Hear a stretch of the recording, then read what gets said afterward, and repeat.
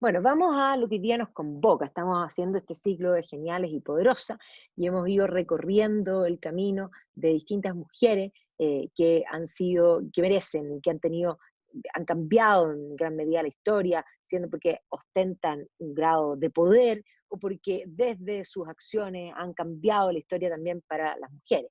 Y hoy día el turno de Emmeline Pankhurst, que es la famosa sufragista británica, que evidentemente va a ser una de las muchas, porque hay que comprender que estos movimientos sufragistas se van a replicar en muchas partes y hay equivalentes a Emmeline Pankhurst en muchos lugares. Solo que este movimiento en particular va a tener un ímpetu y una impronta que va a ser un poco más radical en muchos sentidos que en otros lugares. Entonces, ella van a ser como Emmeline Golden, porque como buena inglesa se va a casar con un señor Pankhurst y de ahí en fondo va a tomar ese nombre. En 1858, en la ciudad de Manchester, ¿ya? Y por lo tanto estamos hablando de mediados del siglo XIX.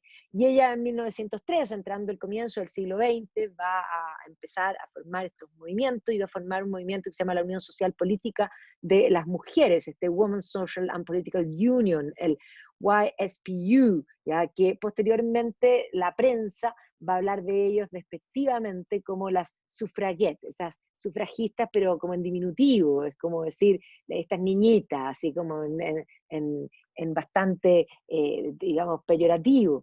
Y ella va a decidir como una cosa muy propia de los ingleses, de aquella bofetada que te dan en vez de que te duela la bofetada, es tomarla y ponértela y un poco sentirte orgullosa. Ella va a tomar el término de la suffragette y el movimiento y, digamos, todo lo que ella va a liderar van a ser conocidas como las suffragettes, ¿ya? De hecho, aquí, un poco para que vean que estoy a tono, aquí tengo las suffragettes que salieron porque eran los 100 años, en el fondo, del voto. Ellos iban a conseguir en 1918 el voto femenino parcial y en 1928 el voto femenino total. Entonces, el 2018 estaba todo a modo sufragista, así que aquí tengo la mía, como pueden ver, aquí está el equivalente a las sufragettes en el fondo, digamos, como movimiento en su celebración.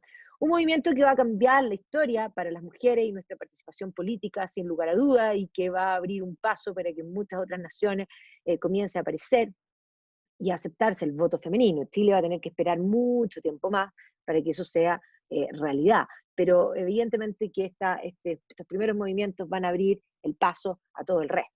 En el año 99, la revista Times nombró a Pankhurst como una de las 100 personas más importantes del siglo XX y dijo tal y cual, ella moldeó una idea de mujeres para nuestra época, impulsó a la sociedad hacia una nueva estructura de la cual ya no podía haber vuelta atrás. Y precisamente el 2018 se celebraron los 100 años del voto femenino en Inglaterra y las sufragistas ocuparon un lugar en la entrada de Google. Como pueden ver, hubo reportajes en todos los periódicos, evidentemente británicos, el Daily Telegraph, el The Guardian, el Evening Standard, incluso el The Sun, también en el fondo va a poner a este tema. Es más, se hizo toda una idea de celebrar a las mujeres más importantes en 100 años, y evidentemente comenzaban con Emmeline Pankhurst y en ese momento con Adele, que estaba obviamente tremendamente en boga en ese minuto.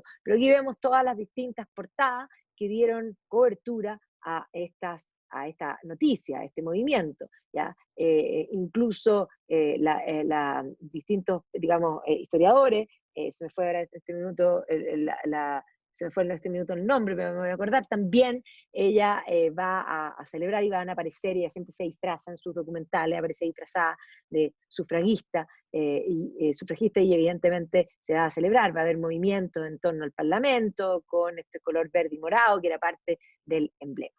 Pero la verdad es que la lucha digamos, un espacio en la sociedad, no solamente un espacio político, sino un espacio de voz, de opinión y de alguna manera también de poder forjar su propio destino en el mundo británico, va a comenzar bastante antes. ¿ya? Hay una lucha anterior larga que va a terminar haciendo, digamos, conjugando todos estos elementos para comienzos del siglo XX. Hay que retroceder en el tiempo una de las primeras figuras que es considerada hoy día por todos los movimientos, incluso que estudian el feminismo como movimiento, como tal, a la figura de Mary Wollstonecraft como la primera feminista. Mary Wollstonecraft vive, es contemporánea a la Revolución Francesa. Ella, de hecho, va a tener una vida bastante escandalosa en sí. Ella va a viajar a Francia después de la Revolución, se va a enamorar de un americano y May va a tener una hija con él sin matrimonio. Estamos hablando del siglo XVIII. Y luego él la va a abandonar, ella va a caer en desesperación, va a volver con su hija a Inglaterra, va a tratar de suicidarse, va a caer en el hoyo más profundo y va a conocer después a William Godwin, que es considerado el primer anarquista, y va a tener una relación con él tampoco creía en el matrimonio, ella tampoco, y van a tener esta relación, y no creían en el matrimonio hasta que ella se queda esperando guagua, y van a hacer de esa unión Mary Shelley, o sea, Mary Wollstonecraft, que después se va a casar, bueno, se va a juntar primero, pero después se va a casar con Percy Bysshe Shelley, y que es la autora de Frankenstein. Bueno, Mary Wollstonecraft escribe este libro que se llama The Vindication of the Right of Woman, donde ella plantea que las mujeres deben educarse, que es necesario, digamos, fomentar la intelectualidad femenina y no solamente circunscribir la vida de las mujeres al hogar. Las mujeres pueden tener un rol público, pueden tener también algo que decir en la sociedad y es más, incluso ella no tiene necesariamente una postura en contra de en sí del matrimonio como tal, pero considera que la institución del matrimonio como está entendida en Inglaterra es prostitución legal, porque básicamente debido a que las mujeres no pueden tener su propio sustento, necesitan casarse simplemente para poder sobrevivir y que eso es pagar literalmente por sexo. Ahora, esta idea, varios en el fondo la van a admirar, pero también la sociedad que va a venir posteriormente, en el fondo pensemos que estamos en el siglo XVIII, esta sociedad georgiana todavía, ¿no es cierto? Va a ser una sociedad que va a considerar que la propia vida de la Mary Wollstonecraft es bastante escandalosa y por lo tanto van a tratar de tomar una cierta distancia. Pero evidentemente que esto va a repercutir, sus ideas van a seguir repercutiendo en adelante. La propia Jane Austen va a ser una admiradora profunda de Mary Wollstonecraft y en sus obras va a tomar ese espíritu de sus heroínas, que son heroínas inteligentes, que de alguna manera ella cree que el matrimonio debe ser por amor. Ella misma va a decidir no casarse por lo mismo, como vimos en las clases anteriores. Por otra parte, su hija, Mary Shelley, que va a crecer sin madre, porque Mary Wollstonecraft va a morir a los pocos días de dar a luz a Mary, y luego su padre se va a volver a casar, William Godwin se va a casar, y ella va a tener una infancia bastante infeliz, y va a tener esta ausencia de madre que ella lo va a sentir constantemente, y básicamente desde su obra va a ser una crítica un poco a la falta del rol femenino, ella va a tener una visión importante respecto también a eso. Además, ella lo va a pasar también muy mal, porque ella se va a arrancar con Percy Shelley, que era un hombre casado, eh, siendo un adolescente, y Percy Shelley va a ser infiel constantemente, y además se le va a morir primero una hija.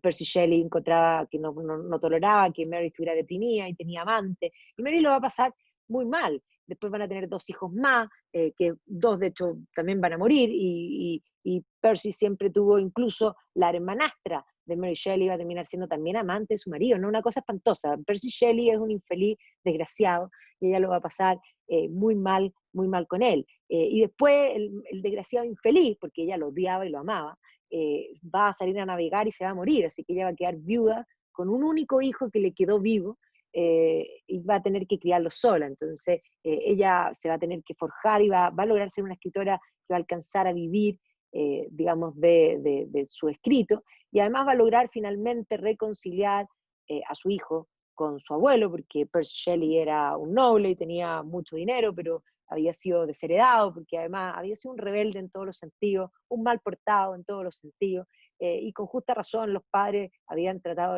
de olvidarse de él. Así que Mary Shelley va a ser una mujer luchadora, que le va a tocar literalmente pelar todas las papas juntas para poder, en el fondo, encontrar un espacio. Entonces, estas primeras generaciones, que parten de finales del siglo XVIII, ¿no es cierto?, a comienzos del siglo XIX, la idea de que la mujer debe tener un espacio va a ir tomando mayor voz. De hecho, Frances Mary Booth va a ser una de las primeras, digamos, pioneras en formar un centro para educar mujeres. El concepto de Mary Wollstonecraft, de The Vindication of the Right of Women, de la necesidad de educar a las mujeres, no solamente en el bordado, ¿ya? Y no solamente en las artes manuales y en la música y el canto, sino que también en la intelectualidad. Y por lo tanto, Frances Mary Booth va a crear un colegio donde va a enseñarle otras cosas y va a, de alguna forma también a activar el potencial intelectual de muchas mujeres. Además de, sí, por supuesto, incorporar todo lo que era, en el fondo, digamos, el dibujo, la música y todas las artes manuales que son inmensamente importantes para la vida, sin lugar a duda, que ese es un punto que es fundamental, porque el ser humano es un ser, somos diversos, tenemos distintas facetas que se expresan de distintas maneras, por lo tanto, eso también. Pero hay que comprender que para entrado el siglo XIX, y desde antes, la mujer era vista básicamente como la preciosura de la casa. El propio Charles Dickens se ríe mucho de eso, cuando presenta varios de sus personajes femeninos, un poco porque el propio Dickens tenía una madre que él la consideraba, se reía de su mamá, porque su mamá, bueno, él lo pasó bastante mal, porque su padre era un irresponsable y se fue prisionero por deudas, y su madre nunca hizo nada. Y entonces Dickens, cuando crea personajes femeninos, siempre crea estos personajes femeninos que están ahí, como si fueran un adorno, pero que en realidad no hacen nada, ¿ya? Como si fueran un florero. Entonces, esa es un poco la visión que Dickens lo describe muy magistralmente, pero esa es la visión. La mujer era la luz del hogar, con unos vestidos fantásticos, ¿no es cierto?, siempre dispuesta, con una sonrisa, pero en realidad, y que también tiene que ver con, es más, pensar la propia moda de las crinolinas, que es preciosa, pero imagínense la utilidad y la posibilidad de hacer algo útil vestida con ese alambraje.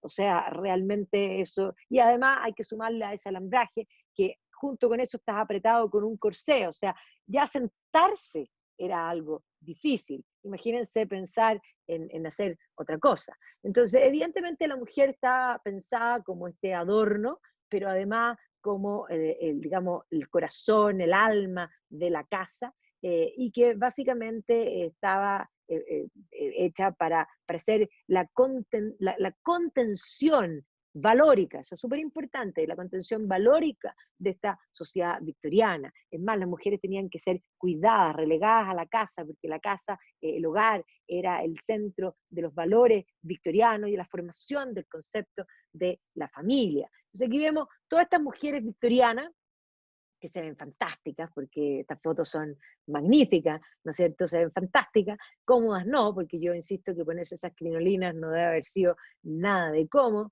pero evidentemente era como un bien preciado que había que cuidar, ese concepto de fragilidad, ¿ya? Y evidentemente desde lo físico, de ser en el fondo un sexo que tiene menos fuerza física, hasta este concepto de que eso se extrapola también a la vida misma. ¿Y para qué decir con respecto a los ciclos básicamente que tiene la mujer, su propia biología, que muchos consideraban que una vez al mes al menos, ¿no es cierto?, eran físicamente inestables, pero también consideraban psicológicamente inestables todos esos conceptos de la histeria asociada a la propia realidad menstrual, digámoslo, de las mujeres. Entonces, en la vida pública las mujeres no tenían mucha esfera, pero esto va a ir cambiando, sobre todo en la segunda mitad del siglo XIX, porque en la primera mitad del siglo XIX uno se encuentra con muchos periódicos, por ejemplo, que en la medida que empieza a surgir la sociedad de consumo, que empiezan a abrirse tiendas en distintos lugares, aparecen también muchas cartas al director donde padres reclaman porque su hija fue tratada como una prostituta en la calle. ¿ya? Entonces, ¿eso qué nos dice? Y no es una, hay muchas, muchas, muchas, muchas, sobre todo, digamos, precisamente el momento en que Emmeline Pankhurst nace, pensemos en un 1858 propiamente tal, y por lo tanto, eso nos dice varias cosas. Nos dice primero que no era normal o no era común que las mujeres caminaran en la calle. Lo segundo, que si las mujeres caminaban en la calle, eran prostitutas. Lo tercero que nos dice esa carta es que las prostitutas y las mujeres respetables se vestían exactamente igual, porque si no, nadie las confundiría. Entonces, esto va a ir poco a poco cambiando en la medida que en la segunda mitad del siglo XIX aparece, la sociedad de consumo se impone y comienza a ser más habitual estas posibilidades de encuentro, estas posibilidades de, digamos, de cierta libertad.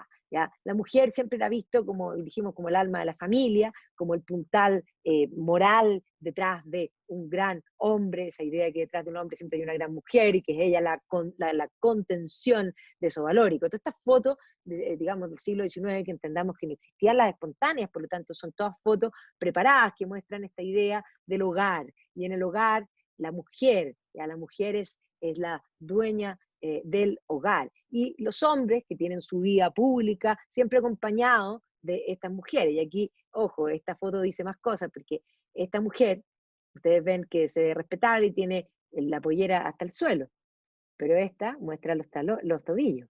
¿Ya? Y mostrar los tobillos generalmente era, probablemente es una prostituta, eso también ya, son cosas que son geniales. Y evidentemente que la mujer estaba recluida al hogar y a la familia era vista como lo más importante. Entonces, aquí vemos precisamente a una victoriana retratada con sus hijas. Y probablemente este cuadro, que es fabuloso, está en la Tate Britain, que es de Leopold X. Leopold X era un gran amigo de Charles Dickens, y son tres cuadros que cuentan una historia.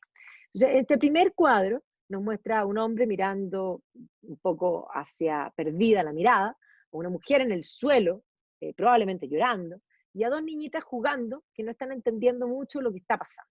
Pero aquí evidentemente lo que está sucediendo es que el marido ha repudiado a su mujer, probablemente porque alguien le dijo, porque descubrió que era infiel, lo era o no lo era, no importa, el punto es que la repudia, y hay que considerar que en la sociedad victoriana, una mujer cuando se casaba, pasaba en el fondo a ser, en el fondo representada legalmente por su marido, era una incapaz relativa en ese sentido, y por lo tanto no podía tener propiedad, todo era propiedad del marido, e incluso los hijos eran considerados propiedad del marido.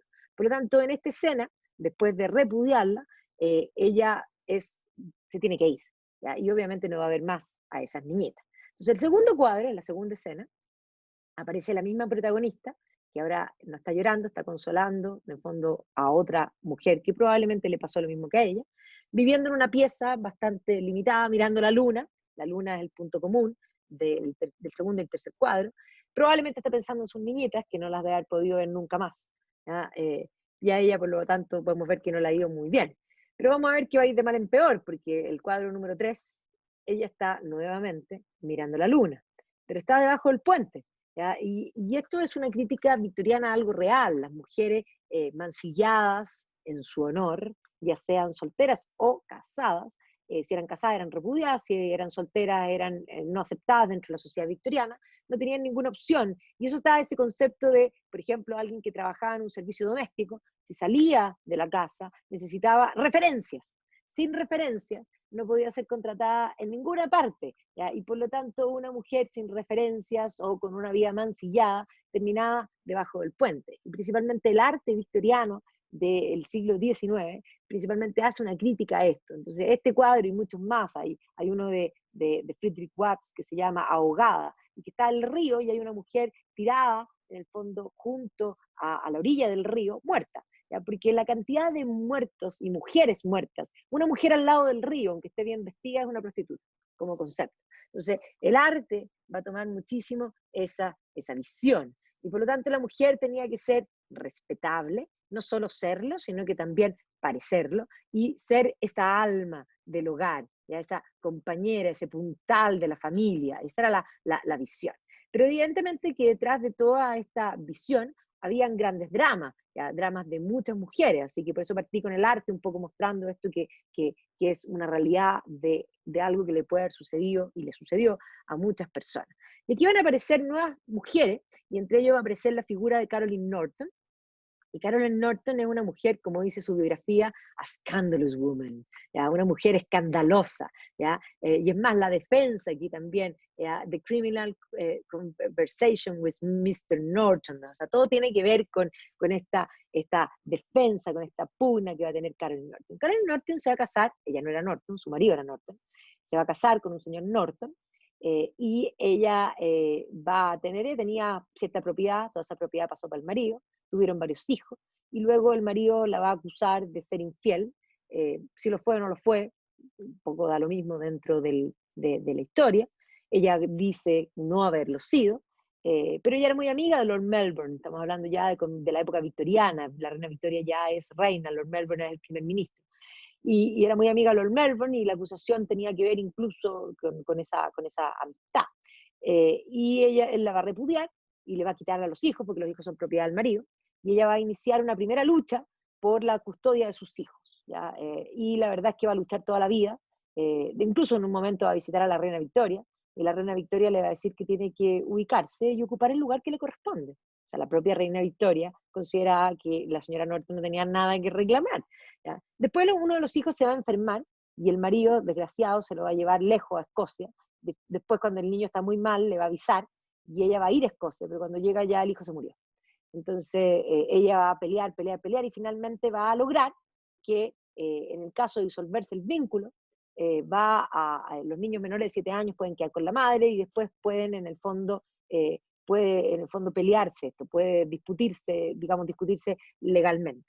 Pero luego, a finales del siglo XIX, la señora Norton va a volver a aparecer, peleando nuevamente, pero ahora peleando por los bienes, porque ella tenía bienes anteriores, que el marido se los quedó todos, y después ella va a ser, porque ella va a ser escritora, y le va a ir bien, y va a conseguir un cierto dinero, pero va a pelear por las otras mujeres. O sea, esta es una mujer que va a pelear por los derechos de las mujeres toda la vida, que no pudo ella disfrutar a sus propios hijos, los perdió, pero pudo abrirle el camino a muchas mujeres que vivían dramas igual que ella. Y así como ella, van a haber otras. Por ejemplo, Josephine Butler. Josephine Butler va a ser una, digamos, médica, doctora, que en un momento se va a establecer una ley, que era en el fondo, Contagious and Disease Act, este acto para prevenir las enfermedades venéreas. Se acusaba que las enfermedades venéreas las transmitían las mujeres, porque, bueno, las mujeres son prostitutas, los hombres se metían con las prostitutas, pero la idea era que las mujeres eran las que transmitían las enfermedades venéreas. Entonces, esta ley establecía que cualquier mujer podía ser examinada, lo cual ella consideraba que era vejatorio, y por lo tanto ella va a reclamar. Pero además habían montones de ideas, las enfermedades venéreas eran un gran problema dentro de la sociedad victoriana, y además habían muchos mitos de, por ejemplo, que para curar las enfermedades venéreas que tenían un hombre, necesitaban mujeres vírgenes, y las mujeres vírgenes había incluso hasta trata de blanca, había un nivel de prostitución no menor, ¿ya? Y ella va a aparecer reclamando con esta realidad, y también va a pelear una batalla bien importante. Otras mujeres como Cristina Rossetti, que es la hermana de Dante y Gabriel Rossetti, va literalmente a acoger, va a crear una casa como acogida prostituta, el propio Charles Dickens también, pero ella va a crear esta idea de que pueden en el fondo enmendar el camino, va a crear una obra que se llama Goblin Market, que es un poco para enmendar el camino, y aquí está esta obra ilustrada en la parte, digamos, en blanco y negro, ilustrada por su hermano, por Dante Gabriel Rossetti, y en las de color están ilustradas por Arthur Rachman, ¿ya? Entonces, evidentemente que a la medida que avanza el siglo XIX, que la sociedad de consumo se impone, que aparecen las calles con tiendas y con grandes tiendas, la mujer comienza a tener una cierta mayor libertad. Ya no aparecen esas editoriales donde, digamos, esas cartas al director, donde confunden las mujeres con las prostitutas, porque ya es habitual que las mujeres puedan aparecer literalmente en la calle. Y van a aparecer personajes como la Margaret Cameron,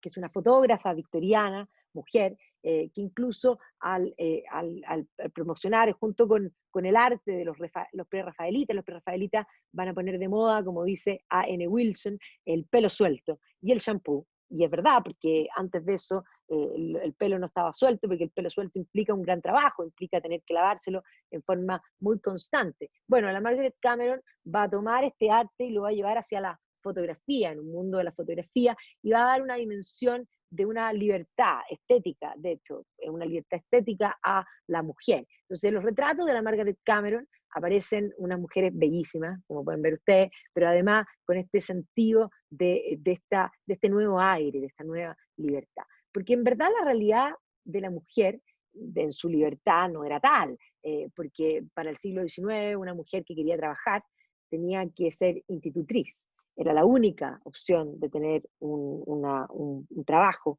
que fuese respetable. Y este cuadro de Richard Redgrave, ¿no?, que lo pintó 2 veces, de hecho, en el primer cuadro muestra la realidad de una institutriz. Una institutriz era una joven bien educada que no tenía dinero y que se iba a vivir la vida de otros, con otros, en una soledad absoluta.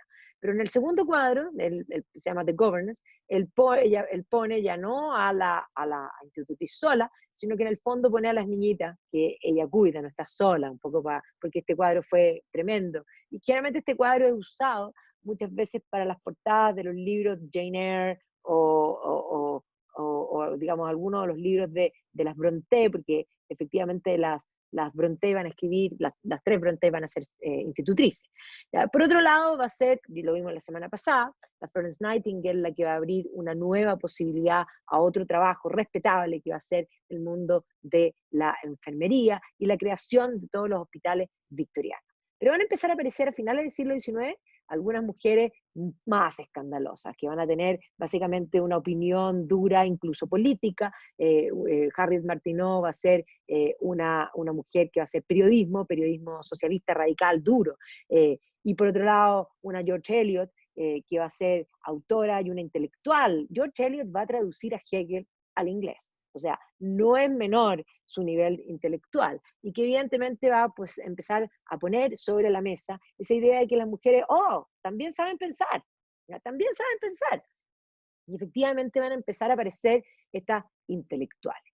Y lo más impresionante es que la mayoría de estas intelectuales van a ir hacia la izquierda, pero va a ser un hombre liberal, el último gran liberal clásico, que va a ser Stuart Mill, el que va a defender las mujeres y va a ser el primero que va a proponer que las mujeres tengan derecho a voto. Y lo va a proponer en la década de 1870, o sea, 60, de hecho, 66, si no me equivoco exactamente el año. O sea, muy temprano. Él tenía un amante que era Helen Taylor, que también estaba vinculada al movimiento feminista y que querían el voto, pero Stuart Mill proponía, bajo la idea de la libertad, de que las mujeres también eran libres y que también tenían derecho a poder ser escuchadas y a poder votar y a poder participar de la sociedad civil. Y como vemos, la sociedad victoriana no estaba preparada y van a reírse de Stuart Mill, lo van a poner disfrazado de mujer en las caricaturas, ya lo van a poner con abanico, ¿no es cierto? Aquí, señorita, por favor, pase, ¿ya? En fin, ¿ya? Y van a mostrarlo como el gran defensor de las mujeres.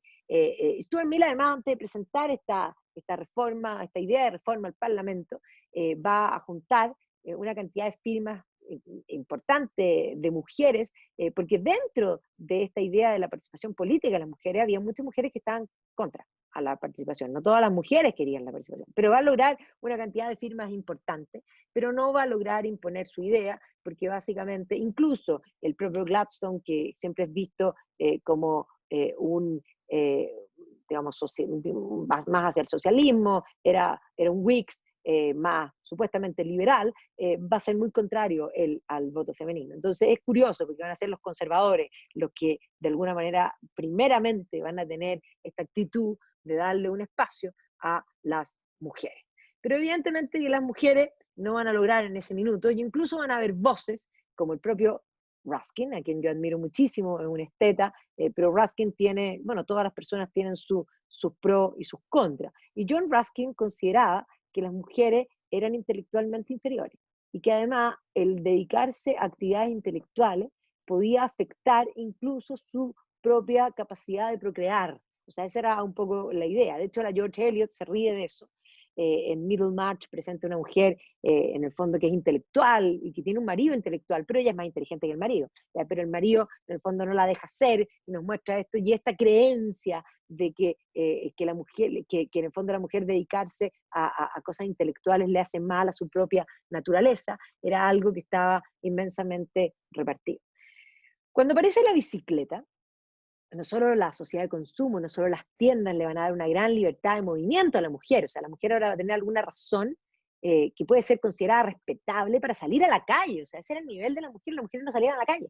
Salir a la calle va a ser visto algo como respetable, y la bicicleta, las mujeres la van a incorporar, ¿ya? Y al incorporar a la bicicleta le va a dar una independencia tremendamente importante a las mujeres, o sea, la bicicleta podría ser tal vez el emblema de esta primera libertad de movimiento real que van a adquirir las mujeres. Y en general va a ser el auge de la sociedad de consumo que va a inventar los deportes, la que también le va a dar una serie de nuevos pasatiempos. Entonces aquí vemos el tenis, ahora con esa ropa y con esos corsés, jugando tenis y con taco, creo que tiene que haber sido algo al menos incómodo. Bueno, esta es la señorita Cooper, que va a ganar incluso Wimbledon, vestida así, o sea, fabulosa. Ella ahí, y que efectivamente va a cambiar la presencia de la mujer en la creación del golf y los pasatiempos en general. Digamos, el piano, siempre la mujer va a ser, y es el mercado amateur el que mantiene los pianos y mantiene la música, y las mujeres son, es parte de ese proceso de verlas como el alma de la casa, las que saben tocar el piano. Pero también se va a empezar a crecer la idea de los viajes, ¿ya? Esto de mujeres viajando, estas vías un poco exóticas. Y por lo tanto el rol de la mujer comienza a tener más posibilidades dentro de la sociedad victoriana tardía y en la sociedad eduardiana, evidentemente, también. Evidentemente, estas vías públicas comienzan a tener que ver con los temas de caridad, ¿ya? La caridad es vista como algo femenino, ¿ya? Son las mujeres las que hacen la caridad. Pero van a venir a comienzo del siglo XX la instauración de las grandes tiendas. Se va a inaugurar, por una parte, Liberties, por otra parte, en Oxford Street va a aparecer la tienda de Selfridge, y evidentemente esto va a tener un componente femenino importante, donde la moda y las grandes tiendas y el salir a la calle y el ir a tomar té va a pasar a ser algo, esta vida pública, esta vida fuera de la casa, que va a ser una vida nueva y que además se va a combinar con todo el ascenso de la sociedad eduardiana. La reina Victoria muere en 1901, la sociedad eduardiana, que va a ser una sociedad mucho menos, digamos, mucho más despilfarradora, una reina Victoria que estuvo de luto desde 1861 hasta 1901, hasta su muerte, vestida de negro, que va a ser bastante recatada, y Eduardo VII va a hacer todo lo contrario, y por lo tanto vamos a ver el ascenso de las primeras mujeres celebrity. ¿Ya? Lily Elsie va a ser una de las mujeres celebrity, que evidentemente va a ser una mujer que muestra actitud, ¿ya? Como la Evelyn Nesbit, por ejemplo, una belleza la Evelyn Nesbit, ¿ya? Y varias otras mujeres victorianas que van a aparecer cambiando los cánones de lo que se supone y se esperaba de la mujer. Entonces, en ese marco de estos cambios, porque tenemos que entender que nuestra figura va a nacer en 1858, va a nacer esta Emmeline Golden. Sus padres eran políticamente activos, ¿ya? Y de hecho habían estado vinculados a las ideas, a los movimientos que buscaban el sufragio femenino. ¿Ya? De hecho, se había logrado, todos estos movimientos habían logrado que el primer país que va a lograr el sufragio femenino, que se puede llamar país, va a ser el primer lugar, básicamente va a ser la isla de Man. La isla de Man es una pequeña isla entre Irlanda y Escocia, y es un país independiente, pero nadie, no tiene en el fondo gran todavía repercusión. Pero evidentemente que esto va a ir cambiando la situación. Los padres de Emmeline Pankhurst van a ser en el fondo comerciantes de la ciudad de Manchester, por lo tanto ella va a nacer y va a ser criada en Manchester. Ahora, ya la abuela, o sea, desde antes, había trabajado en varias asociaciones que iban en contra de la ley de cereales. ¿Ya? Durante 1840 va a haber toda una discusión con respecto a un subsidio que le ponía el Estado a los cereales, a los productores de cereales en Inglaterra, que hacían que finalmente no hubiera libre mercado en los cereales y que los cereales fueran más caros. Y por lo tanto va a haber una lucha por la libertad en los cereales que finalmente lo va a hacer en el fondo el ministro Peel, los pelitistas, como se van a ver, van a una decisión incluso partidaria, y que va a lograr finalmente que, y esto va a ser una revuelta, y finalmente va a lograr que los precios de los cereales haya libertad y los precios de los cereales bajen. Pero además el abuelo, por el otro lado, también había sido revoltoso, porque van a haber una serie de demandas sociales y va a haber un movimiento importante que va a ser un movimiento en Peterloo, que va a terminar con una masacre y con una matanza, y el abuelo estuvo presente también ahí, o sea, venía de una familia, podríamos decir, de revoltosos, ya eso como importante, que además habían participado y eran partidarios de las reformas que habían ampliado el electorado. Durante la década, digamos, todo el periodo de la época victoriana, se van a hacer varias reformas, que son las ampliaciones del electorado.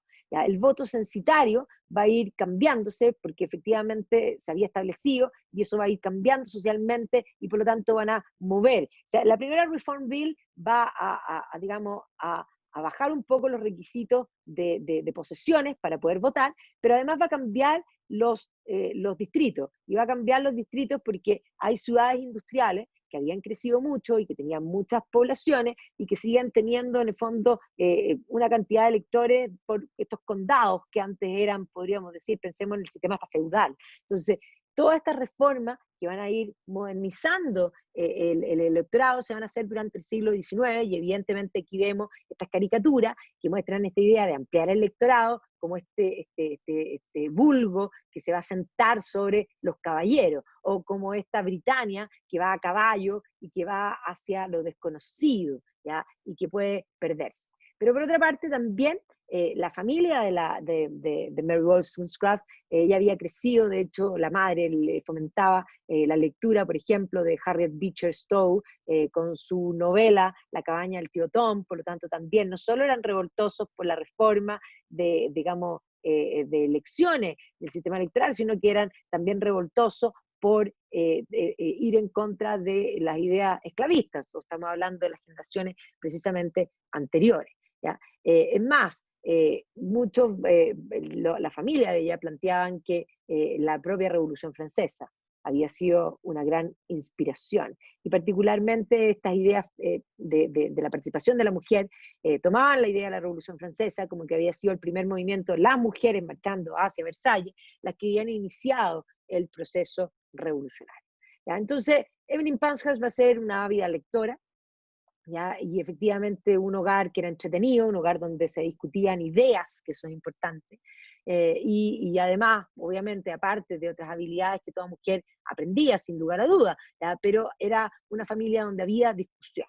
¿Ya? La madre, de hecho, recibía este periódico que se llamaba el Woman's Journal, ¿ya? Que era un periódico que buscaba el sufragio femenino y por lo tanto eran cercanas a estas ideas, y esto se le va a meter poco a poco a la propia Emily, que en un momento, de hecho, la editora de este journal era Lydia Becker, y de hecho cuando Lydia Becker visita Manchester, ellas las van a ir a ver juntas. Entonces, los primeros movimientos de las sufragettes, uno no las ve vestidas así, eran en crinolina. ¿Ya? Precisamente este es el momento en que Stuart Mill apoya a estos movimientos. Y evidentemente Lydia Becker es vista como una mujer más que de avanzada. ¿Ya? Aquí en el fondo están reclamando contra ella. ¿Ya? Y aquí vemos como a Lidia era en el fondo aquella que molestaban, ya era vista como una revoltosa que quería cambiar las cosas. Pero de hecho, la propia Emily Pankhurst va a ser una niña y va a acompañar a su madre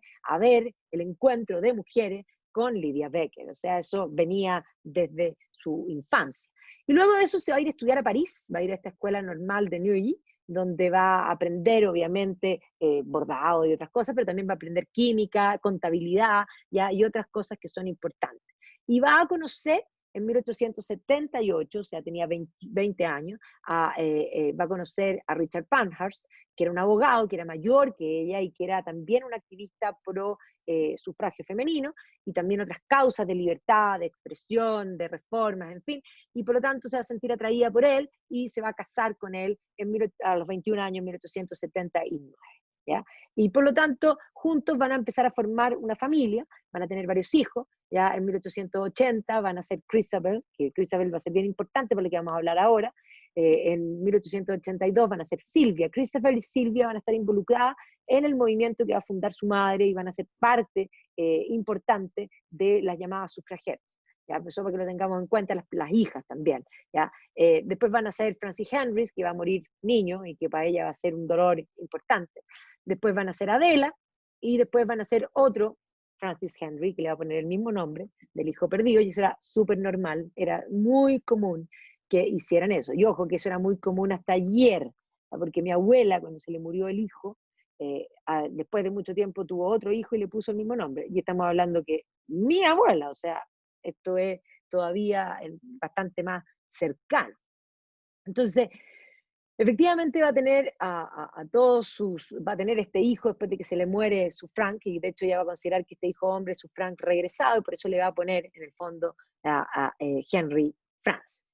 Ahora, ella va a empezar a asistir a estos movimientos de esta Society of Women Suffrage, que era el NSWS, que efectivamente era un movimiento que pedía el voto femenino. Aquí estaba la Lydia Becker, la misma que habíamos mencionado, y estaba una de las figuras importantes también del movimiento feminista en Inglaterra, que es Millicent Fawcett, ¿ya? Que va a estar presente en varias cosas y que va a estar presente también ella reclamando varias cosas con respecto a la situación de las mujeres y los niños durante la guerra de los Boers, ¿ya? Así que la Millicent Fawcett va a ser activamente política importante, y va a ser una serie de leyes, digamos, de textos que van a ser el sustrato de proyectos de ley, o sea, independiente de que la mujer no votara, ella va a tener un cierto poder y va a ser una opinión bastante considerada. ¿Ya? Y entonces ellos van a empezar a seguir este movimiento, pero después se van a dar cuenta que este movimiento solamente quiere que las mujeres que participen sean mujeres casadas. Y por lo tanto, bueno, la Emery consideran que no, y van a organizar un nuevo movimiento que lo que quiere es buscar el derecho a voto, y donde pueden participar mujeres casadas y mujeres solteras. O sea, cualquier mujer puede participar. ¿Ya? Y aquí va a armar este primer movimiento, va a buscar algunos nombres conocidos, como la Josephine Butler, esta es la que había peleado por, en el fondo, la enmienda de todo el tema de la enfermedad venérea, ¿ya? Que era muy conocida, ¿ya? Y va a juntarse con algunos otros personajes que hoy día no nos suenan, pero que son tremendamente importantes, como la Harriet Eaton Stanton Blatch o la Elizabeth Cady Stanton, que van a ser mujeres bien, bien importantes. Y entonces, poco a poco, vamos a ver que aquí también este movimiento se va a poner súper radical, van a empezar a pedir otras cosas, y ellos lo que querían eran principalmente el voto femenino. Aquí se van a mezclar las ideas socialistas que van a tomar el movimiento, y efectivamente aquí va a empezar un poco el tema político que va a entrar, digamos, dentro de este tema de la sufragista, y que obviamente va a empezar a ensuciar el movimiento como tal. Y aquí en este momento Evelyn Pankhurst va a empezar a trabajar distribuyendo comida a hombres y mujeres pobres en un comité para desempleados, y va también a trabajar para una ley de pobres en una zona, en unas workhouses en Manchester, donde va a poder empaparse de la realidad miserable que tenían las mujeres, porque ya las workhouses estaban divididas, habían workhouses para mujeres, habían workhouses para hombres y habían workhouses para niños. ¿Qué eran los workhouses? Las workhouses eran instituciones que se habían creado después de la ley de enmienda de pobres de 1834, que le había quitado el apoyo financiero del gobierno a las parroquias. Antes eran las parroquias las que distribuían el apoyo financiero entregado por el gobierno para los pobres. Pero se va a crear este sistema, que era un sistema estatal, único, que creaba estas instituciones, que eran edificios grandes, con grandes murallas, que parecían cárceles literalmente, para los indigentes. Y entonces, la idea de la sociedad victoriana es que los pobres eran pobres porque querían ser pobres, porque no se autoayudaban suficiente. Por lo tanto, estas casas tenían que ser incómodas, tenían que ser con poca comida, para que la gente básicamente quisiera poder autoayudarse, buscar trabajo y salir de ahí. Y lo primero que hacían era, esa idea era salvar a los niños, y separaban a los padres, a la familia. Entonces mandaban a la madre a una instalación, al padre a otra instalación y al niño a otra instalación. Para que se hagan una idea, Charles Dickens, cuando escribe Oliver Twist es un niño de una workhouse. Eso es una workhouse, o sea, un lugar donde se veía pésimo. Entonces aquí Evelyn Pankhurst empieza a trabajar en una de estas instalaciones que era para mujeres, ¿ya? Y aquí ella misma dice: La primera vez que fui a esos lugares quedé horrorizada al ver a las pequeñas niñas de 7, 8 años de rodillas fregando las frías piedras del piso de los largos corredores. La bronquitis era una epidemia, entre ellas la mayoría del tiempo ya. Me di cuenta de que había mujeres embarazadas, tallando piso, haciendo todo tipo de trabajo más pesado, casi hasta que sus bebés llegaban al mundo. Por supuesto, los bebés están muy mal protegidos. Estas pobres y desprotegidas madres con sus bebés, estoy segura de todo, estos fueron potentes factores en mi educación como militante, ¿ya? Entonces, ella después de eso, cuando muere su marido en 1898, se queda viuda y esto va a iniciar, podríamos decir, su vida ya activa políticamente, independiente, y va a empezar a trabajar en el registro civil, en toda el área de nacimientos y de funciones, y esto también le va a abrir los ojos porque va a empezar a ver que empezaban a llegar la cantidad de niños muertos y que tenían que ver con la situación precaria de la mujer, con la incapacidad de la mujer de poder trabajar, de poder ser independiente, digamos, económicamente y legalmente, ¿ya? De los propios maridos, porque muchas veces aquí había mucha violencia intrafamiliar y muchas cosas que ella va a poder constatar, ¿ya? Entonces, sus hijas ya habían crecido, eran grandes, aquí está en el fondo Christabel y Silvia, y por lo tanto ella se va a apoyar muchísimo en las hijas y juntas van a crear este nuevo movimiento. Christabel va a ser su mano derecha la vida completa, ¿ya? Silvia va a ser alguien muy cercano durante largo tiempo, pero después va a provocar la decisión del movimiento, porque Silvia se va a tornar socialista, digamos, dura, y por lo tanto va a tomar una distancia después en el movimiento. Y vamos a ver que la distancia se va a tomar más adelante, pero en un comienzo van a entrar todas juntas. Y entonces aquí van a empezar a trabajar y incluso van a estar dispuestas ellas de tener unas tácticas más agresivas para hacerse notar y para lograr marcar el punto. Entonces en 1903 van a formar esta Women on Social and Political Union, la WSPU, ¿ya? Donde que era una organización abierta para todas las mujeres, y de alguna manera ellas empezaron a convocar acciones, ese es el concepto, directa, estamos al comienzo del siglo XX. El comienzo del siglo XX cree en la acción, cree en el cambio desde la acción, y por lo tanto esta idea de que va ella a convertirse en su lema, que va a ser deeds, no words, hechos, no palabras, ¿ya? Para poder lograr el voto. Y por lo tanto van a comenzar a congregar, van a lograr un lugar para instalarse, y ahí van a empezar a congregar a seguidoras, y van a comenzar a hacer estas grandes asambleas donde juntan a las mujeres, y el lema era tal y cual, deeds, no words. Y evidentemente que al principio se reunían y básicamente el lema era ese, pero no lograban atender, o más bien no las tomaban en cuenta socialmente. Y por lo tanto vamos a ver cómo este movimiento poco a poco va a ir buscando fórmulas para poder ser visto.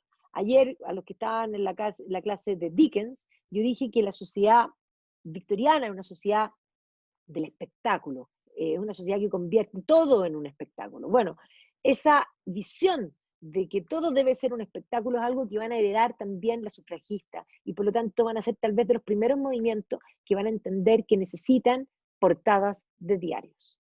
Eso es lo que ellas buscaban, ¿ya? Y eso es lo que buscan los movimientos hasta el día de hoy. Eso es lo que buscan. Todo es un espectáculo, incluso lo que estamos viendo ahora son espectáculos. Y cuando nos damos cuenta que todo es un espectáculo y empezamos a ver que con eso consiguen portada, nos empezamos a entender un poco también la realidad. Pero probablemente este va a ser uno de los primeros movimientos que va a comenzar a utilizar esa idea. Van a empezar a tener un boletín informativo, van a empezar a tener sedes por distintas regiones, en el fondo van a estar presentes a nivel nacional, ¿ya? Y entonces van a empezar a hacer protestas primero afuera del Parlamento, y que obviamente esto dificultaba el paso, pero no tenía una mayor importancia. Pero sí van a empezar a provocar digamos, a la policía, y las van a empezar a tomar presas. Pues. Entonces la primera, que de hecho Annie Kenney va a ser la primera arrestada, que se va feliz, porque básicamente lo que tenían que hacer era provocar y buscar ser arrestada. Eso es lo que ellas buscaban, ¿ya? Buscaban ser arrestadas.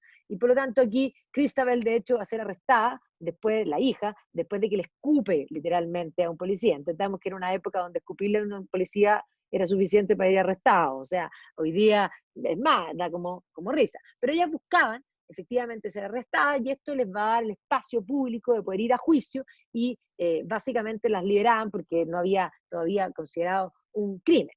Entonces, en 1906, de hecho, ellas ya van a lograr hacerse un partido político, y de hecho van a empezar a tratar de presionar con más fuerza. Y ahí es donde la prensa habla de ellas. De hecho, en 1906, de hecho, el Daily Mail va a ser un periodista que se llama Charles Hans, va a escribir un artículo donde habla de ellas como las sufragettes. Esta no es esta es una portada de uno de los periódicos, porque ellas, en vez de reclamar ser llamada sufragette, la pequeña sufragista, porque el término normal era sufragista, no la pequeña sufragista. Esto es como decir café, cafecito, es lo mismo, pero en francés. Y entonces ellas van a tomar este término de las niñitas, básicamente, para que lo pensemos en chileno, ¿no es cierto?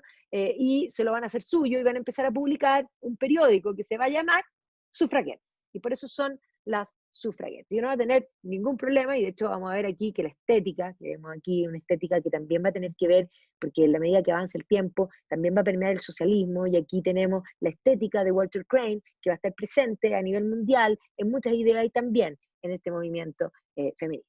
Entonces aquí vemos cómo van a estar presentes, van a aparecer por todas partes, porque la idea era estar en todas las cosas públicas. O sea, espectáculo que había, ahí tenían que estar las sufragettes mostrándose, salían hasta literalmente en la sopa frente al Parlamento en forma continua y permanente, y llamando a estas manifestaciones que se daban en distintos lugares, en los parques públicos. Es más, venían pasando los barcos en el fondo en el Támesis, y ahí venían los barcos también con pancartas, se ponían afuera todas con letreros, un poco para hacerse notar, juntas y en el fondo congregaciones en el Hyde Park y en distintos lugares donde en el fondo congregaban y actuaban. Pero a pesar de todas estas acciones, que eran múltiples y permanentes, no lograban toda la prensa que querían y toda la prensa que buscaban.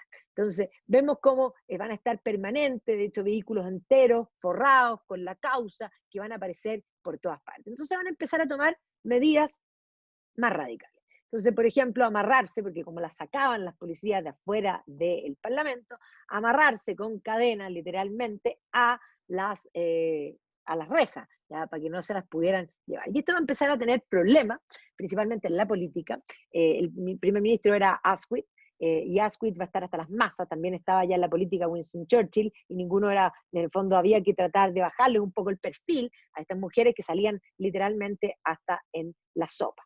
Este es el cuadro de Edward Burne-Jones, y esta es la caricatura que muestra en el fondo a las mujeres que empiezan a tener una preponderancia importante, que salen hasta en la sopa, y que el primer ministro está básicamente ahí en jaque con esta situación, porque empiezan a asolar al primer ministro. O sea, el primer ministro iba a una parte, no sé, a tomarse un café, y ahí llegaban las sufragistas, digamos, a molestarlo. O sea, el primer ministro no tenía dónde esconderse, literalmente, y esto es lo que muestra un poco la prensa. Escondido detrás del florero, y le salía una sufragista, en el fondo, literalmente, lo detenían en la calle. O sea, efectivamente se va a sentir asediado. Aquí la caricatura muestra a las mujeres literalmente pegándole a los políticos, y eso es lo que va a comenzar a suceder. Y por lo tanto, todas estas acciones van a hacer que terminen ya no solamente detenidas y enjuiciadas, sino que las metan a la cárcel, ¿ya? Van a ser, entonces, la propia Emmeline Pankhurst va a ser detenida por primera vez en 1908, cuando trató de entrar al Parlamento para entregarle y molestar al primer ministro, a Lord Asquith, ¿ya? Y obviamente sus cargos van a ser obstrucción, y fue sentenciada a 6 semanas de prisión, ¿ya? Y aquí se van a quejar por los malos tratos en la prisión, por el encierro, por las escasas raciones de comida, porque van a considerar que esto es una tortura de alguna manera y que se las están imponiendo a ellas. Pero van a seguir con las mismas acciones, buscando ser encarceladas, y obviamente que esto se va a convertir en un problema político para el gobierno, porque no podían estar todo el rato digamos, tomando las presas, teniendo las presas por unos días y volver a liberarlas. Y entonces, así, básicamente, de hecho, van a empezar a buscar. De hecho, Emmeline Pankhurst le va a pegar una cachetada a un policía para que la tomen literalmente detenida. Entonces, ahora las mujeres van a reclamar por la libertad de estas mujeres detenidas. Van a hacer una gran marcha pidiendo, en el fondo, la libertad de estas detenidas. Se calcula 300.000, 500.000 personas, ¿ya? Y de hecho el primer ministro no responde, y entonces empiezan a tomar medidas más drásticas y deciden empezar a usar la violencia, ¿ya? Entonces aquí vemos en la película Las Suffragettes, donde aparecen estas manifestaciones, y aquí vemos esta gran marcha ¿ya? Que evidentemente también empieza a tener las caricaturas de estas mujeres, que para muchos son consideradas mujeres que no parecen mujeres. Y obviamente que se siguen reuniendo y comienzan a quebrar vidrieras. Entonces, lo primero que van a hacer es quebrar los vidrios de las distintas tiendas y a sentirse orgullosas, fotografiarse tal y cual con los vidrios en el fondo rotos. ¿Ya? Entonces, de hecho, van a ir incluso a tirarle piedra a la casa del primer ministro. O sea, a ese nivel también van a llegar. Y van a decir, después de una de estas acciones, nos tienen sin cuidado vuestras leyes, caballeros. Nosotras situamos la libertad y la dignidad de la mujer por encima de todas esas consideraciones y vamos a continuar esta guerra, como lo hicimos en el pasado. Pero no seremos responsables de la propiedad que sacrifiquemos o el perjuicio que la propiedad sufra como resultado.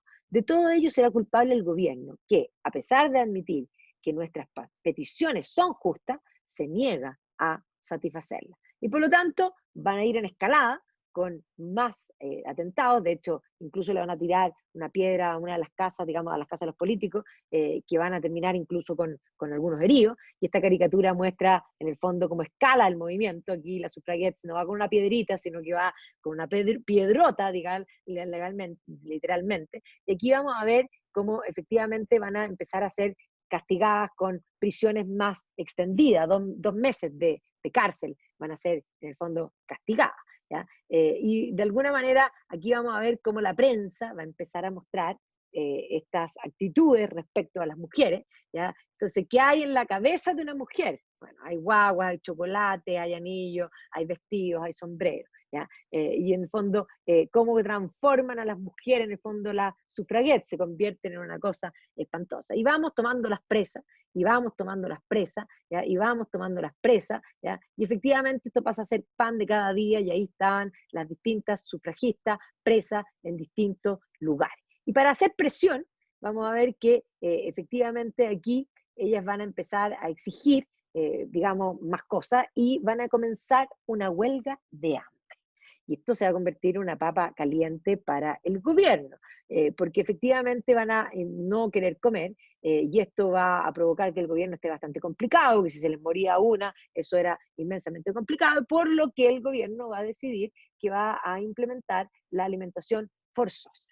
Así que las va a obligar, las van a alimentar por sonda, y esto va a ser en forma permanente, lo cual va a ser bastante terrible y vejatorio, pero obviamente que íbamos a tener la prensa y las distintas, en el fondo, publicidades para un lado y para el otro, que van a mostrar, en el fondo, estos tratamientos políticos del gobierno para con las prisioneras, encontrar aquí dándoles sopa literalmente. ¿Ya? Y evidentemente aquí también mostrando, porque esto, evidentemente que esto sí trajo la atención de las personas, esto de atrapar a estas mujeres y obligarlas a comer por sonda era algo inmensamente violento.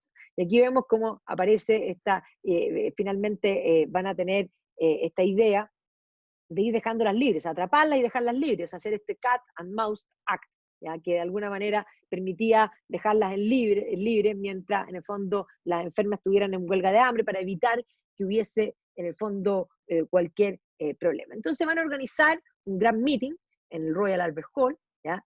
Un poco para tratar de seguir exigiendo, y ahí va a seguir peleando, en el fondo, Emmeline Pankhurst, y ella va a decir, si la propuesta de ley, a pesar de todos nuestros esfuerzos, es rechazada por el gobierno, entonces debo decir que la tregua termina.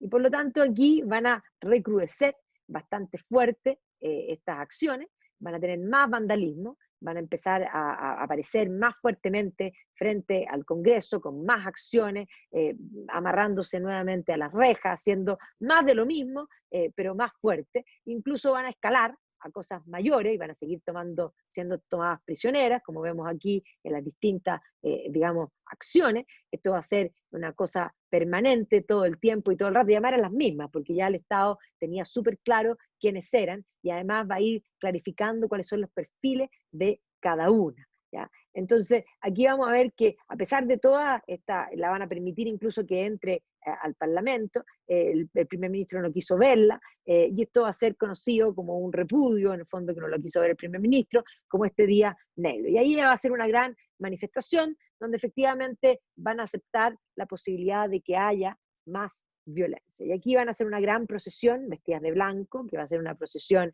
importante, que va a empezar a tomar esta presencia cada vez más fuerte dentro de la sociedad eduardiana, digámoslo así.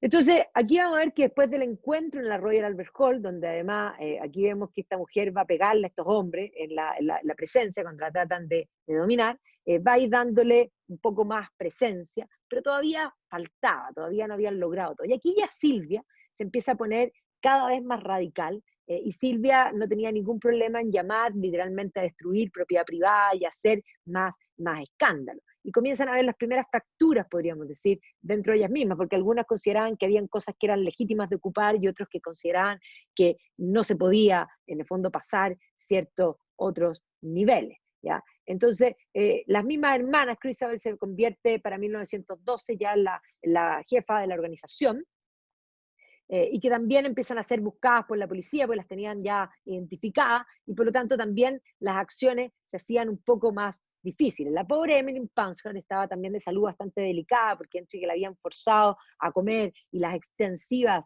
huelgas de hambre, estaba bastante complicada. En su autobiografía ella va a escribir cuando el trauma que le produce la alimentación forzada, y dice, Holloway se convirtió en un lugar de horrores y tormentos. Escenas repugnantes de violencia tenían lugar a casi cada hora del día, mientras los doctores iban a la celda en celda efectuando su horrible trabajo. Así que evidentemente en eso, esto va a ser la prensa constante, y mientras tanto estas manifestaciones y otras se van a esconder por algún tiempo, mientras en el fondo se muestran estas horribles cosas que suceden digamos, en las prisiones.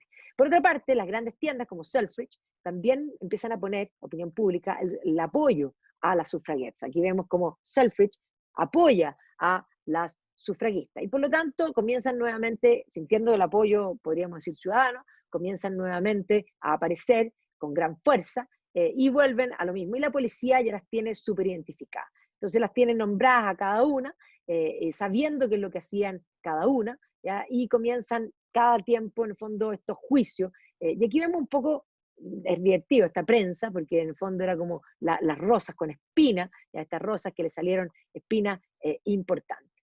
Y entonces aquí, por ejemplo, aparece la historia de Kitty Marion, ya esta sufragette que fue forzada, alimentada forzosamente 232 veces, o sea, ya al final ya sabía perfectamente cómo esto hacía. Y la Emily Pankhurst va a decir, no estamos aquí por ser infractoras de la ley, estamos aquí por nuestros esfuerzos de convertirnos en hacedoras de la ley. Entonces, Lord Asquith, que había tratado de no ver, no podía ni jugar golf, porque iba a jugar golf y le aparecían en el fondo las mujeres, caminaba en la calle y lo perseguían las mujeres, ¿ya? Y por lo tanto la prensa tratando de mostrar lo malo del lado de la sufragista. Está en la casa de la sufragista, los niños lloran, los niños sufren, los maridos tienen que trabajar, están todos desesperados, básicamente las mujeres han dejado su rol y se han convertido en algo que no corresponde. Las mujeres tiernas y amorosas de las que los hombres se enamoraban, ahora son las mujeres que ponen el orden y tienen a los maridos literalmente tejiendo. Las mujeres le quitaron los pantalones a los hombres, básicamente estos son bastante divertidas, por eso las pongo, ¿ya? Y frente a los 40 era fantástica, se casó y ahora se convirtió en sufragette, ¿ya? O sea, un poco como diciendo cómo cambia, ¿ya? Y aquí vemos en el fondo estas ideas que empiezan a aparecer en los distintos lugares, la idea del el sufrimiento de los niños, ¿ya? Y estas sufragistas vistas también como no solamente como activistas, sino que literalmente van a entrar, a empezar a ser terroristas, porque eso también van a entrar en eso. Entonces aquí ven querosene, bomba, martillo, en el fondo como parte de las cosas que tiene una sufragista. Y además las sufragistas en el fondo dejan de parecer mujeres, ¿ya? Y un poco aquí está, miren esta por favor, los convictos lunáticos, ¿ya? ¿Y quiénes están? Tal y cual, los morón, los idiotas, podríamos decir en términos académicos, porque sabemos que es un término académico, los que estuvimos ayer en la charla de Darwin, y las mujeres, que además está con toga, o sea, que estudió, eso también es una locura. Entonces, en el fondo, las niñitas que son lindas, preciosas, fantásticas, elegantes, de pronto se convierten en sufragistas. Y aquí vemos cómo incluso empiezan a permear al revés, en la prensa, ¿ya? Y ellas tienen sus propias campañas, y irrumpen, como digo, en todas partes. Y aquí aparecen estas caricaturas que muestran a la sufragista en el fondo noqueando literalmente a un carabinero, o sea, a un policeman, a un boy,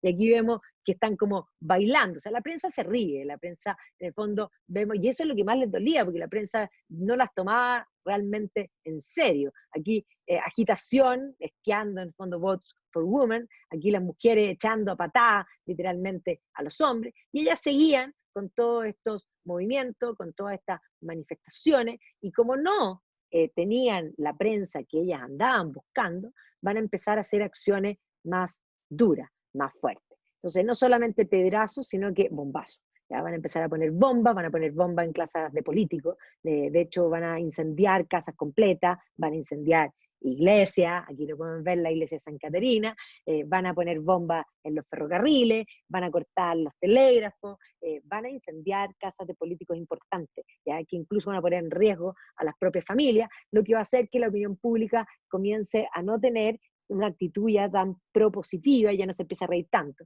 De hecho, van a tratar de poner una bomba en San Paul. ¿Ya? Aquí está la noticia, donde tratan de poner estas bombas en San Paul. ¿Ya? Y aquí un poco de las distintas líderes que ya empiezan a ser identificables cada una y de los distintos lugares donde comienzan a aparecer, quemaron otra iglesia, tal igual. Las iglesias son siempre algo importante. Ya la señora Pankhurst defiende las bombas. Estamos peleando una revolución, ¿ya? Incluso atacaron los suministros de agua de ciudades como Glasgow, ¿ya? O sea, la verdad es que se convirtieron en un movimiento terrorista, ¿ya? Y efectivamente aquí vemos cómo pongo muchas de los recortes de las distintas noticias, ¿ya? Incluso trataron de atentar el trono de Inglaterra, la silla del trono, o sea, ya al nivel simbólico total.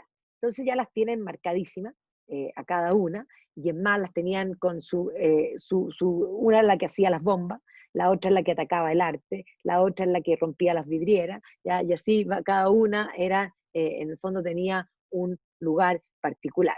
Entonces, evidentemente aquí vemos estas olvidadas terroristas, como dice Simon Webb, estas sufraguettes, las bombistas, que eran parte del movimiento, el movimiento no era entero así, pero evidentemente esto era parte también de esta desesperación por ser escuchada y obviamente vamos presas cada vez más y obviamente aquí aparece esta caricatura, está genial, aparece una sufraguette y salen todos corriendo porque literalmente son más que peligrosas. ¿Ya? Entonces, la idea de la peligrosidad comienza a aparecer. ¿Ya? Y obviamente aquí vamos a ver como también muchos, incluso la sociedad, le van a tener que poner guardias a la propia Evelyn Pankhurst y van a tener que no decir dónde está, porque incluso le van a poner una bomba a la casa de campo del ahora primer ministro que es Lloyd George. ¿Ya? Entonces, de verdad esto va a ser inmensamente complicado. Este es el artefacto explosivo que van a encontrar, o sea, eran buenas para ser explosivos también.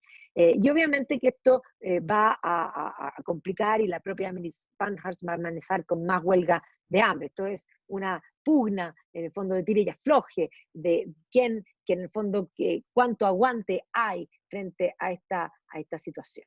Y entonces, evidentemente, van a aparecer también otros movimientos que también, en el momento en que ellas se ponen más violentas, se van a descolgar y van a tratar de descuadrarse, básicamente, de la violencia que van a comenzar a aparecer. Y en eso estaban, terriblemente no consiguiendo y habían perdido también a la opinión pública después de tornarse por la violencia, cuando sucede un hecho impresionante, que este va a ser, podríamos decir, el espectáculo que necesitaban. Ellas necesitaban espectáculo, y la verdad es que este va a ser el espectáculo más increíble.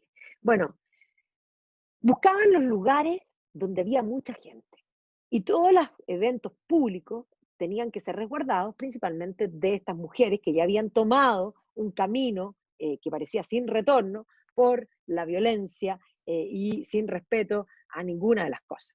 Y en el día del derby, Emily Davidson va a decidir hacer lo increíble, lleno de gente, el rey presente, estamos en el reino ya, gobierno de Jorge V, allá, y por lo tanto viene el caballo del rey, en el momento que va a pasar el caballo del rey, Emily Davidson se tira frente al caballo y muere ahí frente a todo el mundo, mártir, sola, o sea, aquí no fue un atentado contra otro, ella se martirizó y además todo el mundo lo vio, y esto además apareció en la prensa, ahí mismo, fue una cosa realmente 1913 tremenda, ya quedaron todos realmente impresionados, esto le va a dar evidentemente la prensa que necesitaba, Sensational Derby, Suffragette Mad Act, la locura de una mujer, ya se tiró sobre el caballo del rey, ya, y aquí también dice la noticia, la mujer y el jinete están heridos, la mujer después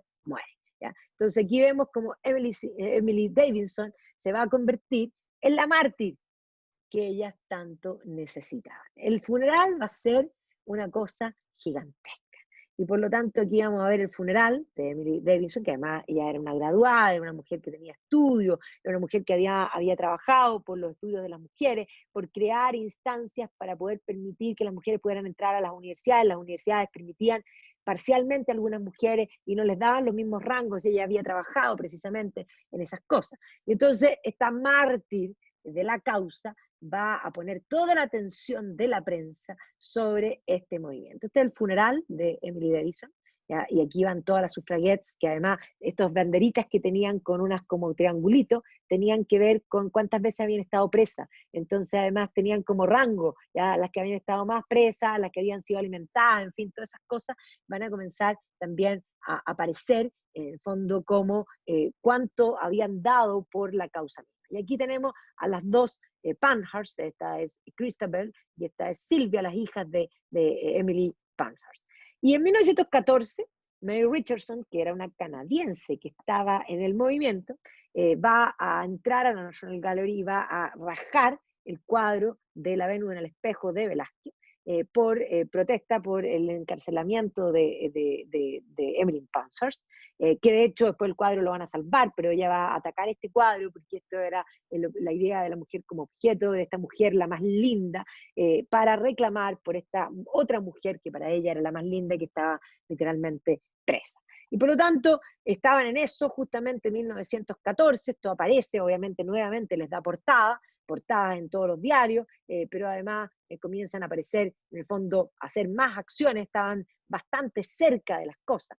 Y evidentemente, bueno, Silvia había tenido conexiones ya con los lavaristas, digamos, más de izquierda, se estaba tendiendo en el fondo más hacia la izquierda, y por lo tanto ella estaba creando una especie de organización que podía desafiar a la organización de su madre y que ahora su hermana, Christabel, estaba con su madre. Y además ella empezó a tomar ciertas decisiones en su vida personal que la propia madre tampoco va a estar de acuerdo. Y ella, la madre, le dice a Silvia, estás siendo irracional, siempre lo has sido y me temo que siempre lo serás.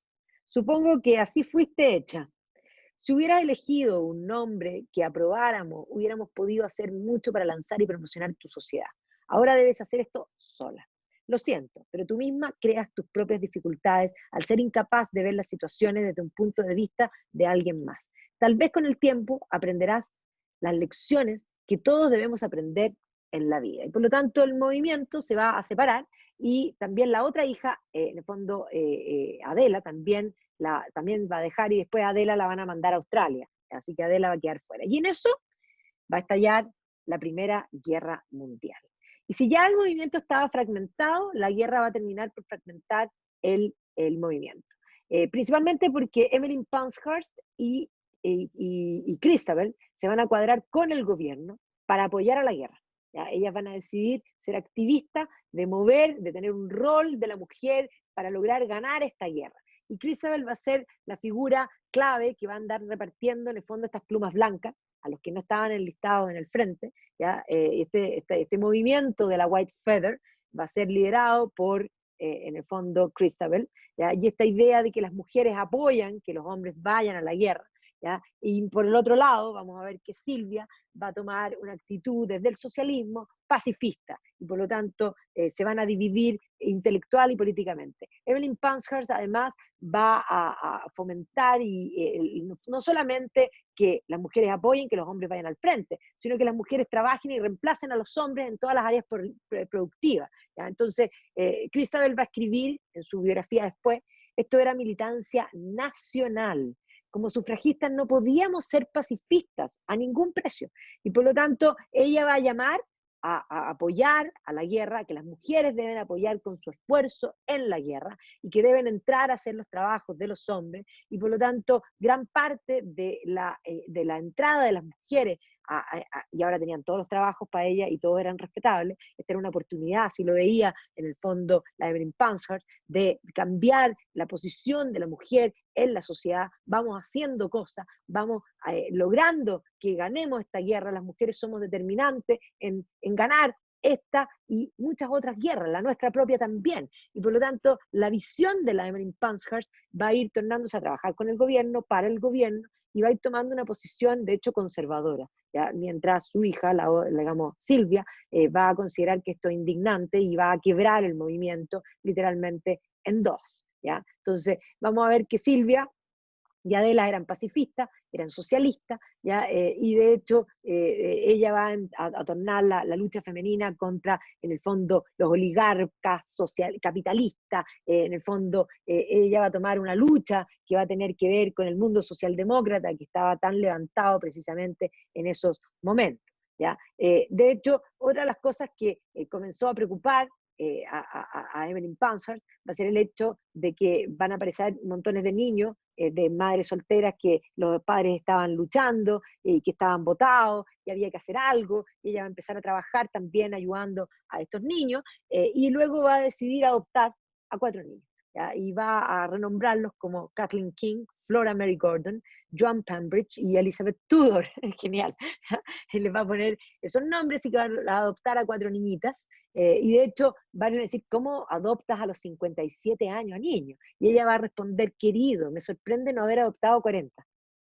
Ya, adoptó 4, pero porque efectivamente, pero ella va a empezar a trabajar y va a visitar Norteamérica, también llamando a la guerra y ayudando a la participación de la mujer con la guerra, logrando fondos para el gobierno, pidiendo la ayuda al gobierno americano, en el fondo, para ayudar a Inglaterra. Entendamos que Estados Unidos va a entrar en la Primera Guerra en el año 17, por lo tanto, precisamente, siempre al último momento, esta ayuda era fundamental, ¿ya? Luego, en el fondo, que ya Estados Unidos se integra en la guerra, vamos a ver que ella va a tomar, y en la medida que se produce la Revolución Rusa, una postura anticomunista. Ella va a considerar que el comunismo es uno de los peligros más grandes que existen en la sociedad, y va a visitar, mandada por el gobierno, Rusia, el gobierno provisional, o sea, provisional, todavía ni siquiera se ha radicalizado la revolución, o sea, se ha hecho la revolución rusa, pero está el gobierno provisional de Kerensky, y aquí ella va a visitar, en el fondo, Gran Bretaña,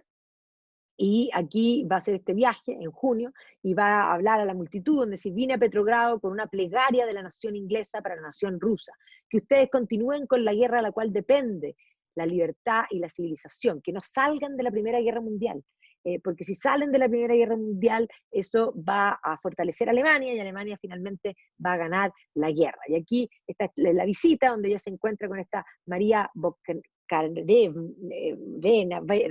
¿ya? Que era esta mujer soldado, ¿ya? Y ahí aparecen juntas, y el propio Kerensky, que no se quisieron, se cayeron pésimos, ¿ya? Se reunieron, de hecho, y se encontraron desagradables mutuamente, ¿ya? Él sintió que Pankhurst era incapaz de apreciar los conflictos de clase, ¿ya? Y que las mujeres inglesas no tenían nada que enseñarle a las rusas, tal y cual. Y luego aparece en el New York Times que ella dice de él que era el fraude más grande de los tiempos modernos, y que su gobierno, que su gobierno podía destruir la civilización. Y eso va a hacer que ella tome una postura, y después, cuando se produce la radicalización de la revolución, ella tome una postura incluso más radical. Cuando termina la guerra, van a lograr que se establezca esta reforma que va a permitir en 1918 el voto femenino para las mujeres mayores de 30 años, y con ciertas restricciones, tenían que tener cierta cantidad de propiedades. Pero evidentemente habían logrado el triunfo, habían logrado el voto parcial para las mujeres. Y evidentemente que aquí aparece nuevamente la YSPU, pero ahora como un partido, en el fondo, abierto a todas las mujeres, para poder seguir luchando, para lograr, en el fondo, y ellos lo que decían, podían servir mejor a la nación si mantenían, en el fondo, las políticas, en el fondo, y trabajaban en conjunto. Y van a empezar a pedir algunas leyes, el matrimonio igualitario, la paga igualitaria, las oportunidades de trabajo, las oportunidades igualitarias. Y efectivamente aquí van a seguir trabajando en las campañas políticas, porque ahora ya que tienen voto, también pueden participar en política, también pueden ser electas en el fondo, solo en la Cámara de los Comunes, primeramente, y van a candidatear a la hija, a la Christabel, que era en el fondo esta mejor opción. Pero Christabel va a perder por un margen bastante pequeño frente a un candidato del Partido Laborista, y de hecho la diferencia se hizo en el conteo, así que como que vean muchas veces las elecciones siempre es así, pero van a seguir peleando por esta participación política. ¿Ya? Y aquí se va a hacer nuevamente en las elecciones, va a haber finalmente una elección en el fondo general en el año 18, donde con este acto vamos a tener a 8.4 mujeres, millones de mujeres que obtuvieron el voto, no eran todas las mujeres, pero eran hartas, y con esto van a lograr la primera MP. La primera Member of Parliament mujer va a ser esta mujer que está aquí, que se llama Nancy Astor, quien va a ganar la elección por Plymouth Sutton el 1 de diciembre de 1919. ¿Ya? Se firma el armisticio, ¿ya? Y por lo tanto vamos a ver que Emmeline Pankhurst va a seguir promoviendo, ya se va a convertir en una defensora del Imperio Británico. Ella es una creyente en el imperio y en el sentido civilizador que tiene Britania, y ella dice, tal y cual, lo dice textual ella, algunos piensan que el imperio y el imperialismo son algo que se debería condenar y por lo que deberíamos de estar avergonzados. Es un orgullo ser los herederos de un imperio como el nuestro, con un potencial económico. Si tan solo usáramos ese potencial adecuadamente, podríamos erradicar la pobreza y terminar con toda la ignorancia. ¿Ya? Entonces ella ya ha transformado de ser una mujer con una mirada radical, pseudo-socialista, la división entre sus hijas, la guerra, la práctica, la sabiduría, la va a llevar a ser conservadora y a tomar además una postura en la posguerra donde el bolchevismo va a crecer mucho, anti-bolchevita importante. ¿Ya? Ella aquí está fotografiada como una mujer importante y va a viajar nuevamente a Norteamérica, le va a gustar Canadá, así que luego de estar un tiempo ahí en Canadá va a decidir finalmente trasladarse a Canadá con sus hijas, estas son las niñitas que adoptó, ¿ya? Y se va el año 22 a instalar en Canadá, alquiló una casa en Toronto, de hecho arrendó una casa en Toronto, y ahí se fue con sus hijos adoptivos. Y en Canadá se va a dedicar a hacer el movimiento feminista en Canadá para levantar y lograr también la participación política de las mujeres en Canadá. ¿Ya? Y entonces también va a participar aquí activamente contra las leyes de las enfermedades venéreas en Canadá y va a estar activamente, digamos, en la política canadiense. Va a regresar a Inglaterra en 1925, ya bastante mayor, se va a unir al Partido Conservador, así que ahora ya activamente va a ser parte del mundo conservador, y de hecho va a tratar de ser candidata por Whitechapel, pero finalmente aquí no va a continuar. Su hija, el año 28 Silvia en el fondo había tenido un hijo fuera del matrimonio, lo que también para Emmeline era escandaloso. Y de hecho ella ya había tomado la postura radical, socialdemócrata, de radical de izquierda, y también anti-matrimonio, anti-familia como concepto, a pesar de que ella va a tener su hijo y va a ser cariñosa con su propio hijo, por supuesto, ¿ya? Y finalmente el año 28, el año en que ella ese mismo año, se logra el voto femenino total. Y ese año muere Emmeline Pankhurst y va a ser sepultada en el Brompton Cemetery of London. Aquí está el funeral, y rápidamente el Daily Mail la escribe como en el fondo la procesión dice de un general fallecido en medio de su afligido ejército. Y el periódico de New York Herald, de New York Herald Tribune, dice: la más notable agitadora social de la primera parte del siglo XX y la suprema protagonista de la campaña de la emancipación electoral de las mujeres. Inmediatamente, al poco tiempo de su muerte, Catherine Marshall comienza a juntar fondos para conseguir un espacio y hacer una escultura de Emmeline Pankhurst, y van a lograr un lugar detrás del Parlamento, y ahí ponen precisamente la escultura que ahí está. ¿Ya? Uno cuando va al Parlamento británico da vuelta, se encuentra con varios personajes, y ahí está también ella, ¿ya? Y también está la Mildred Fawcett, que está al otro lado también, como una mujer importante. Y obviamente que esto le abrió una actitud, si ya tenían actitud a finales del siglo XIX y comienzo del siglo XX, esa eduardiana, ¿no es cierto? Las mujeres ahora con voto tenían aún más actitud. ¿Ya? Silvia va a escribir un libro sobre esta historia, donde ella habla de su expresamiento político, de su madre, de la guerra, ¿ya? Y de un poco la traición de su familia, y de la familia y del movimiento. Por otra parte, Christabel, que es la otra cara de la moneda, también va a escribir una historia donde habla de su madre como una mujer generosa, altruista, y que de alguna manera se ofrece a una causa noble. ¿Ya? Es más, aquí la Emmeline Pankhurst va a tener una importancia que de hecho el año 29 se va a establecer, al año siguiente de la muerte, se va a poner en la National Portrait Gallery un cuadro de ella para mostrar que es parte de la historia británica. ¿Ya? De hecho, el año 74 se va a hacer una serie por parte de la BBC donde aparece ella y aparece este movimiento sufragista. ¿Ya? De hecho, una de sus casas en Manchester va a ser abierta al público, de hecho, como un lugar exclusivo también para mujeres. Y cuando apareció el ranking de la BBC de los 100 británicos más importantes del año 2002, donde varios de los personajes que estamos hablando aquí, porque hablamos ya de Ishbak Kingdom Brunel, que era el número 2, Charles Darwin, que es el número 4, lo hablamos en el otro ciclo, pero la Emmeline Pankhurst va a aparecer también en el número 27, ¿ya? O sea, 27 entre hombres y mujeres. ¿Ya? Aquí puse algunos, de hecho, considerando que la reina Victoria es la 18, ¿ya? O sea, un poco para que se hagan una idea, y que la 3 es la princesa Diana, o sea, esto es un ranking hecho hoy día, y por lo tanto, bajo la retina del entendimiento que las personas siguen teniendo a esa figura en la retina. Es mencionada en Mary Poppins, en la canción Sister Suffragette, donde aparecen estas suffragettes, ¿no es cierto? Se hace un homenaje un poco a esta figura.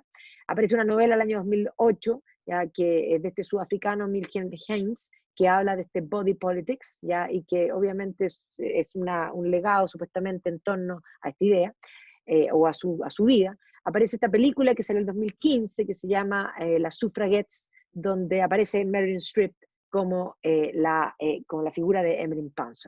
Por otro lado, hay un documental del 2013, que es cómo se hizo Mary Poppins, ¿ya? Y aquí en el fondo aparece también la referencia a Mr. P, que es Emmeline Pankhurst, dentro de la historia. Y aquí en el fondo aparece la Emma Thompson dentro de este documental. Entonces ahí están las tres Pankhurst, y evidentemente que Emmeline va a ser la líder. Dice, porque nosotros, y esta es la gran frase, nosotros no somos las rompedoras de leyes, sino que nosotros queremos ser las que hacen las leyes. ¿Ya? Prefiero ser una rebelde que una esclava. ¿Ya? En el fondo, hemos liberado a la mitad de la humanidad, a la raza humana, la mujer, que de alguna manera puede ahora ayudar a liberar a otros.